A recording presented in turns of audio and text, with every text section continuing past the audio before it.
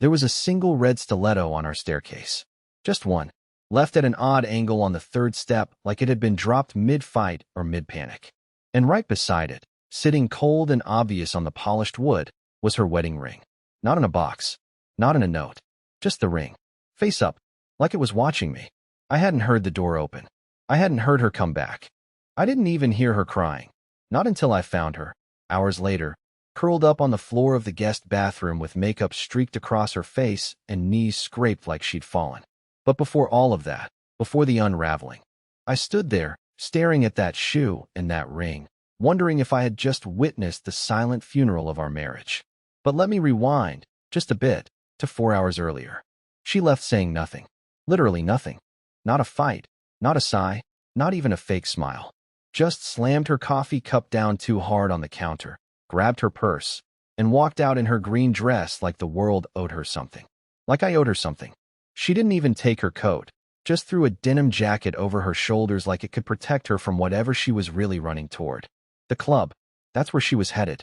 I knew because her phone lit up earlier, a name I didn't recognize, with a message that said, "He's already there." He. Not they. Not the girls. Not everyone. Just he. I'd asked her once, months ago, who Micah was. She said, "Just a guy from work." Said it like I was insecure for even asking. Said it like I was being possessive for noticing that she smiled a little too brightly when she read his texts. I dropped it. Because I always drop it. Because being the understanding husband is better than being the jealous one, right? But when she walked out tonight, when she slammed that cup and left without a word, I didn't run after her. I didn't call. I watched. Watched from the upstairs window like a coward as she got into a black car with someone already in the passenger seat. She didn't look back. Just flipped her hair, laughed at something the driver said, and the car pulled away. And for the first time in our entire marriage, I didn't wait for her to come back. I didn't sit on the couch clutching my phone. I didn't warm up food. I didn't scroll through old photos wondering where things went wrong. No, I started packing. Not dramatically, not angrily, quietly, deliberately. I started with the drawer she never opened, where I kept the letters she once wrote me. Then I moved to the bookshelf, the one we argued about when we moved in because I insisted on alphabetical order. Then I stopped at the fireplace. That's where I left the note. And when she returned hours later, stumbling through the front door, sobbing into her hands, barefoot with one heel missing, she didn't find me. She found the ring she'd left behind, and the words I'd finally written after staying silent too long. She didn't call out my name when she came back in. That's how I knew something was off. Dana always made noise. Kicked off her shoes, flung her keys in the dish by the door, maybe hummed a few notes of whatever pop song was still echoing in her ears from the ride home. But that night, silence. Thick, crawling silence. Like even the walls were holding their breath. I was already gone, but I knew exactly what she'd see first. Her heel abandoned on the staircase, and the ring she didn't even remember removing. I'd left them there on purpose. Not out of cruelty. Out of clarity. What she didn't know, and what I never intended to tell her, was that I saw her. Not just from the window. I drove.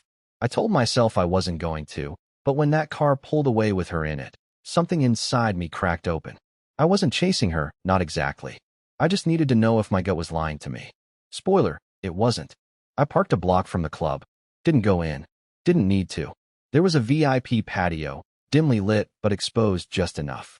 I watched from behind a tree like some pathetic ex in a breakup montage, and sure enough, there she was. Green dress. Laughing like she hadn't laughed with me in years. And him. Micah. His hand was on her lower back. Low.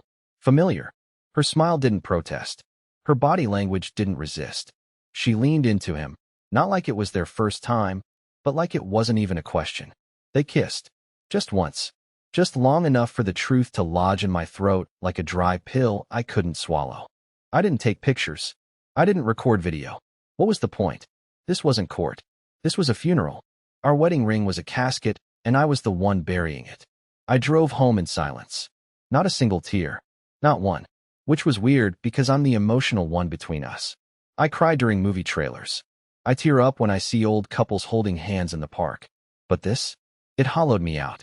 Like I was watching someone else's life end, and I just happened to be standing in the ruins. Back home, I didn't smash anything. Didn't throw her clothes in bags or burn old photos like some TikTok revenge fantasy. I just packed the important things. A few clothes, my passport, the laptop I bought before she made me switch to joint finances. Then I sat down and wrote the note. Not for her to cry over, not to manipulate her, just so she'd know I didn't vanish without understanding exactly what had happened. Then I left her the ring. She left me with silence. So I gave it back to her. And now? Now I'm here, in a short-term rental 2 towns over, writing this while the heater rattles behind me and my phone keeps lighting up with messages I won't answer. The truth? I don't even know if she regrets it yet. But I know this. The moment she saw that stiletto and that ring and realized I didn't yell, didn't fight, didn't beg, that's when the real panic started. I should have turned my phone off. I thought about it. Actually hovered my thumb over the power button, but something in me needed to see her panic. Not out of spite, not revenge, just confirmation. Proof that, even for a second, she understood what she broke. The first call came at 3:42 a.m. I didn't answer. The second followed 30 seconds later. Still didn't pick up. Then the texts came, back to back like rapid fire. Where are you? Why did you leave your things? Troy, this isn't funny. Talk to me. Did you see something? That last one. That told me everything. She knew. Maybe not when she first walked in. Maybe not when she saw the ring and the shoe. But something in that moment, in that awful quiet house without my keys on the counter or my phone charging in its usual spot, it clicked. And now she was spiraling. I watched the bubbles pop up as she typed more. Then disappear. Then start again. Then vanish. Over and over, like she couldn't figure out what version of the truth might keep me from walking out forever. But it was already too late. I lay on the mattress of the rental, barely even a bed. More like a couch someone flattened and pretended was enough for a person to sleep on. I stared at the ceiling and let the phone buzz in my hand. I didn't cry. I didn't scream. I just felt this heavy ache in my chest, the kind that doesn't explode, it just hums. Constant. Low. Devastating. She called again at 3:51. Then 3:58. Then 4:04.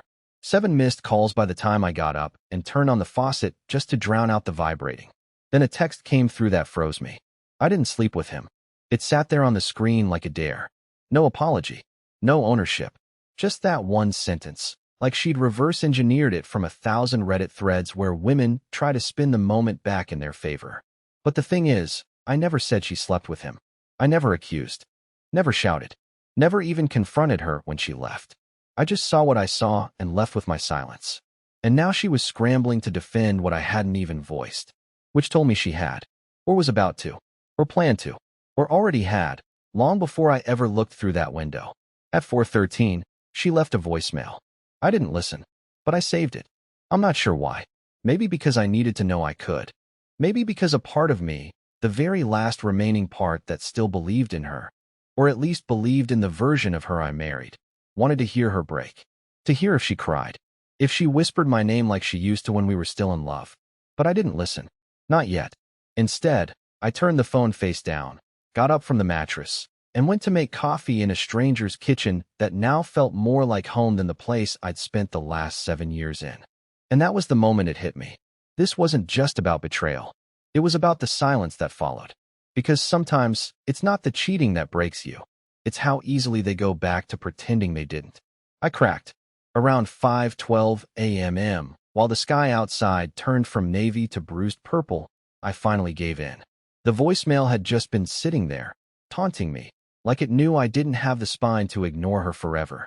I sat on the edge of the couch bed, coffee in one hand, phone in the other, and hit play. Her voice came through shaky, not like crying, more like she didn't know who she was supposed to be in that moment. Troy, please don't do this.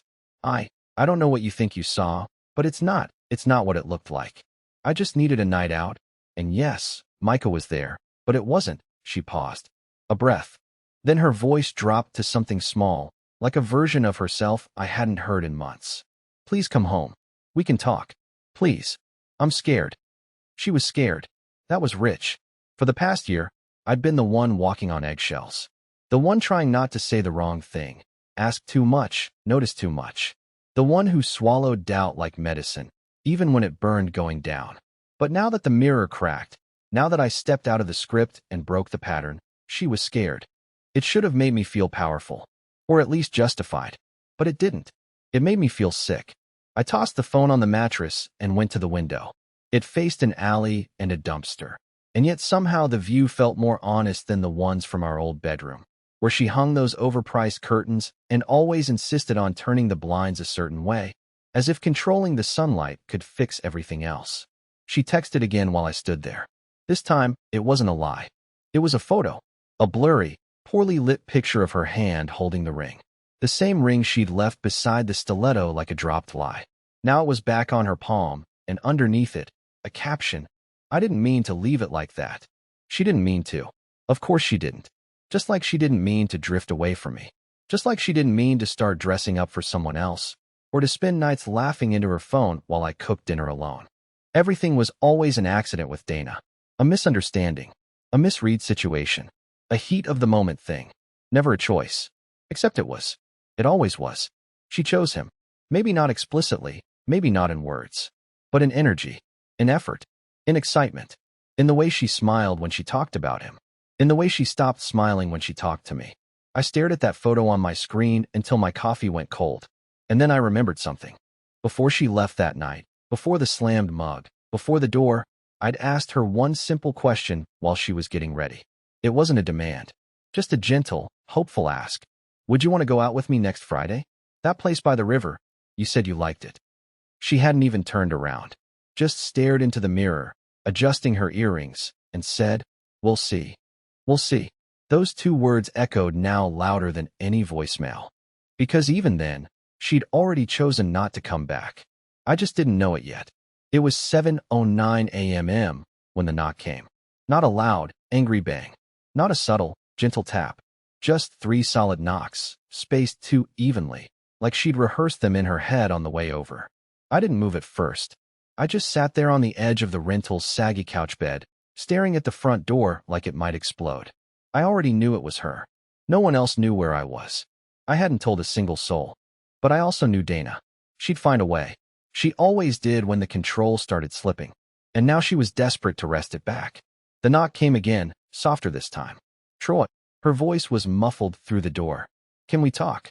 There was a pause. Then, "Please. I'm not going to yell.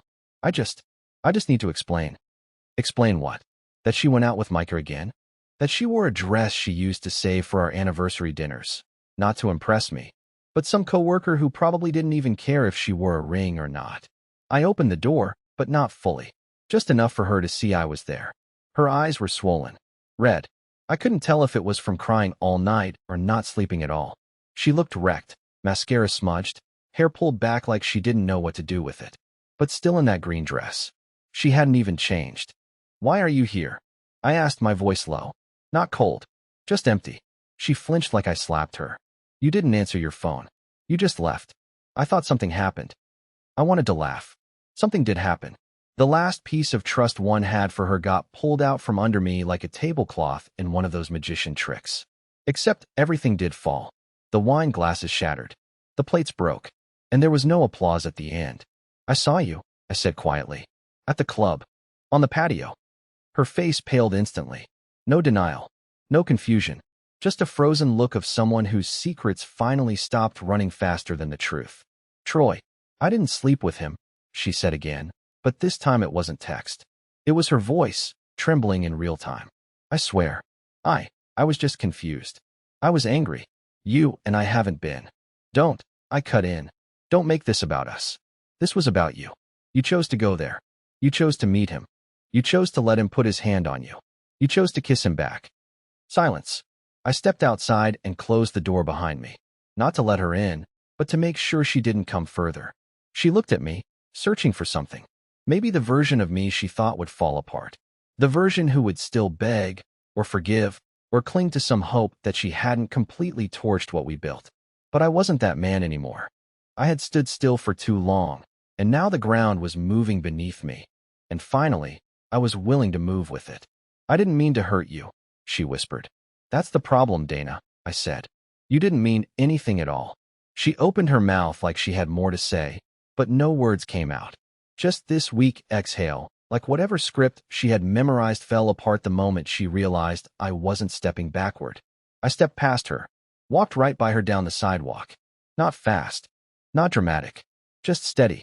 Her head turned slightly, like she didn't know if she should follow or fall to the ground. I didn't look back, because I finally understood something. The version of me she betrayed? He didn't exist anymore. And she had no idea who she was dealing with now. I didn't plan on going anywhere in particular. I just needed to move. My legs felt too heavy inside that rental, like grief had weighed and it had settled in my joints. So I walked, past the laundromat that smelled like burnt lint, past the diner where a waitress was already wiping down tables for breakfast. The cold morning air didn't wake me up. It just reminded me I hadn't actually slept. Somewhere behind me, I heard the soft crunch of her heels on gravel. She was following me, not calling my name, just trailing like someone who didn't know what else to do but couldn't bear to go home alone. I stopped at the corner of the parking lot behind the building, near the dumpsters where the cigarette butts collect like confessions.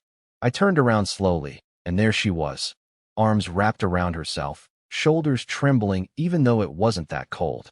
She looked so small, smaller than I remembered, and for a split second, I wondered how many times she'd walked away from me emotionally before I ever noticed the first step. "I didn't know you saw us," she said finally, her voice paper thin. "You keep saying that like it matters." "I didn't sleep with him." "Stop saying that." I snapped louder than I intended. "This isn't about sex, Dana. It's about the fact that you emotionally left me months ago and hoped I'd be too numb to notice." She blinked fast, tears gathering again. I was lost. I didn't know who I was anymore. I felt like a shell in our house. "You never touched me. You never looked at me the same. And you never said a word." I interrupted. "You let resentment pile up like laundry you refused to fold, and instead of talking to me, you smiled at someone else. You chose silence until the night you decided you'd rather cry in a club bathroom than sit next to me on the couch." She wiped her face, angry now. "I cried because I knew I was making a mistake." "No, you cried because I caught you making it." The silence between us stretched thin, brittle like glass. I could see it in her face, the panic, the realization, the helplessness of a person who never imagined the other person might actually leave. She thought I'd yell, cry, rage, sleep in the car maybe. But not this. Not a calm, quiet exit. Not a man who had nothing left to bargain with. She stepped closer. "Let's go home. Please. Let's talk like adults. Let's figure this out." I didn't move. "You don't get to use the word home like it means something anymore." She flinched, but I wasn't done. "You know what I was doing the night you went to meet him? I wasn't tracking you, Dana. I wasn't plotting. I was in the kitchen reheating leftovers, thinking about how to tell you I was ready to try counseling. I'd even looked up names. I thought maybe we could fix it."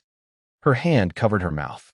"And while I was doing that," I continued, "you were outside laughing with someone who didn't love you. Someone who just liked that you were broken." She didn't deny it. This time, she didn't even try. No more excuses. No more half-lies wrapped in self-pity. Just her standing in a cracked parking lot behind a stranger's apartment, looking at the man she thought would always stay. But I didn't. And I wouldn't. Because something finally broke inside me in the best way possible. Not my heart. My habit of forgiving people just because they cried. She followed me all the way back to the rental. Didn't say another word. Just walked behind me like a shadow that couldn't quite catch up. When I reached the door, I didn't invite her in. I didn't need another scene. I didn't want her sitting on some stranger's couch pretending we could just rewind this disaster like it was a sitcom argument with a happy ending queued up in the script. She stood there in the doorway anyway, like a kid who didn't know if she was grounded or forgiven. Then finally, she said it. "I'm sorry." Not loud, not dramatic. Just those two pathetic words, soaked in whatever version of regret she could muster. But it didn't land. It didn't move anything in me. Because apologies that come only after the consequences aren't real. They're survival tactics. And I wasn't interested in helping her survive what she broke. I turned my back to her and sat down, my back facing the door, letting the silence hang heavy again. I half hoped she'd take the hint and walk away. But she didn't. Of course not. I kept telling myself I wasn't doing anything wrong, she said from the threshold. "I needed attention, Troy. I needed to feel like I mattered again." "And you didn't think maybe your husband could have helped with that?" I asked without looking at her. "I didn't think you wanted me anymore. You were always tired, distracted, barely touched me." I stood then, slowly, because I wanted her to see my face when I said it. You stopped being someone I could touch the second you stopped being emotionally present. You want to know why I was tired, Dana? Because I was carrying the weight of two people pretending everything was fine. She stepped inside now, slowly, like she was testing how far she could push. Troy, I didn't plan for this to happen. You keep saying that like it matters. She blinked. You didn't plan it, sure. But you also didn't stop it. You let it build. You nurtured it. You dressed up for it. You left your ring for it. That wasn't a mistake, Dana. That was a strategy. The way her face crumpled. God, I almost felt something. I almost felt pity. But then I remembered every Thursday she came home late without explanation, every cold shoulder she gave me in bed, every fake laugh when I tried to suggest a weekend away, just the two of us. She didn't want to heal. She wanted to escape. But now that she'd burned the bridge, she wanted to run back across the ashes. I don't want to lose you, she whispered. You already did. She stepped forward again, but I shook my head. This isn't a test. This isn't a punishment. This is me finally realizing I deserve a love that doesn't have to be doubted every night. She swallowed hard. What are you saying? I'm saying we're done. There. I'd said it. Not screamed it. Not thrown it. Just placed it between us like a clean knife on the table. And it cut deep. Her lip trembled, her shoulders dropped, and I swear, for the first time in years, she looked small in a way that no amount of makeup or tight dresses or attention could fix. She turned slowly, walked to the door, but right before she stepped out, she looked back at me one last time, and she said, "You'll never find someone who loved you the way I did." And I replied, without blinking, "I really hope not." She left, and I didn't close the door after her. I let the cold air in, because for the first time in years, I could finally breathe. I didn't move for a while after she left. I just stood there in the open doorway, letting the cold morning breeze wrap around me like a reset. The apartment was still, quiet in a way I hadn't experienced in years. No passive-aggressive sighs from the other room. No low-volume phone calls she'd pretend I couldn't hear. Just peace. For the first time in forever, I wasn't waiting for the other shoe to drop. I wasn't rehearsing conversations in my head. I wasn't bracing for distance disguised as politeness. The weight I'd been dragging for years, trying to fix something she'd already walked away from emotionally, was finally off my shoulders. I sat down and let that realization settle in. Later that morning, I packed my things again. Not to run this time, but to move forward. I didn't go back to our house. I contacted a friend from college, Mason, who ran a small graphic design firm 3 hours away. He'd offered me a job a year ago, but I said no because Dana wouldn't want to leave the city. This time, I called him back. His response was short. "You start Monday. Let's get you out of that mess." And I did. 3 days later, I signed a lease on a small apartment above a bookstore in a town I'd never really explored. I traded the silence of disappointment for the kind that comes with clean slates. I didn't hear from Dana again. Not right away. She sent a few texts, sure. Something about closure, something about how she still loved me, but I didn't answer. Because love that's only spoken after betrayal isn't love. It's regret. And regret doesn't build anything. It's been 6 months now. I'm not going to sit here and say it was all easy. Healing is messy. Some nights I still catch myself scrolling through old photos, wondering if it was ever really real. But here's the thing. I'm laughing again. I'm sleeping. I wake up excited about my day. I joined a cycling group. I started painting again, badly, but it makes me feel alive. I even caught myself humming in the kitchen last week while making breakfast. Last month, I met someone. Her name's Brenna. She's nothing like Dana, and that's exactly why I noticed her. She doesn't play games. She talks with her whole heart, even when it's hard. We're not rushing anything, just coffee and long walks for now. But for the first time in a long time, I don't feel like I'm auditioning for love. I'm just showing up as I am. And you know what? That's enough. Because sometimes, losing the person you thought you couldn't live without is exactly what saves you. And if Dana ever wonders how I'm doing, she won't need to ask. She'll hear it in the silence. I'm finally okay.